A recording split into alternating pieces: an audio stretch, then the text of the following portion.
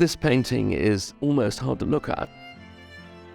A picture that's vibrant, violent, extremely bloody. And was certainly intended to be shocking. It's absolutely the epitome of Rubens on the cusp of ceasing to be an Italian painter and about to become a Flemish painter.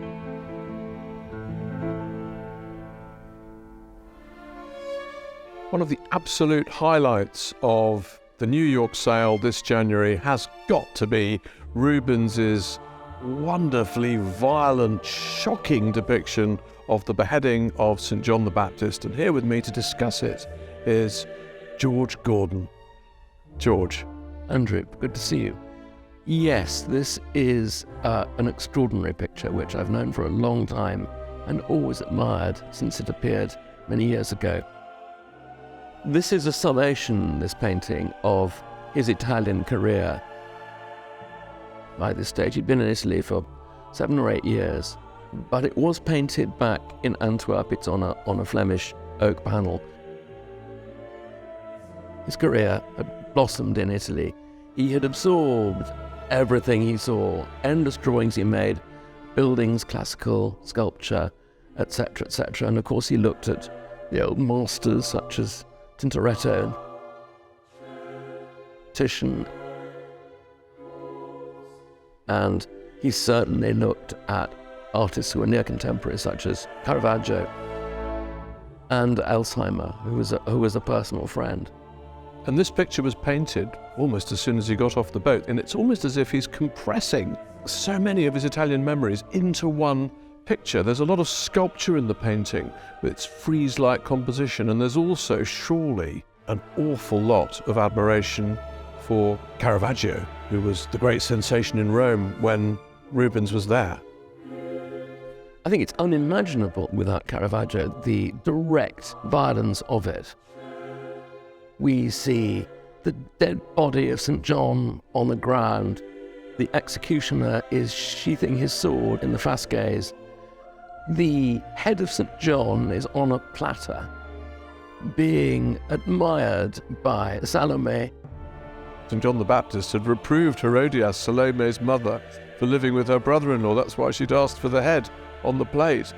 So Herodias is saying, "Your tongue, that was what insulted me. I've now got you by the tongue." And also the figures in the painting exemplify different aspects of life or death. So the beautiful woman witnessing with satisfaction the death of this man, the horrible old woman Herodias, who I'm sure is taken from the Caravaggio figure of the crone in Judith and Holofernes. And then the horrified maid who's looking at this scene and thinking, goodness, are you really doing that, pulling at his tongue? You could make it into a play. Rubens, like so many great artists, moved backwards and forwards within his own career. He picked up motifs and ideas from earlier on and reworked them. The figure of Salome is very similar, same model, as the princess in St. George and the Dragon, which is painted in Rome just a couple of years earlier.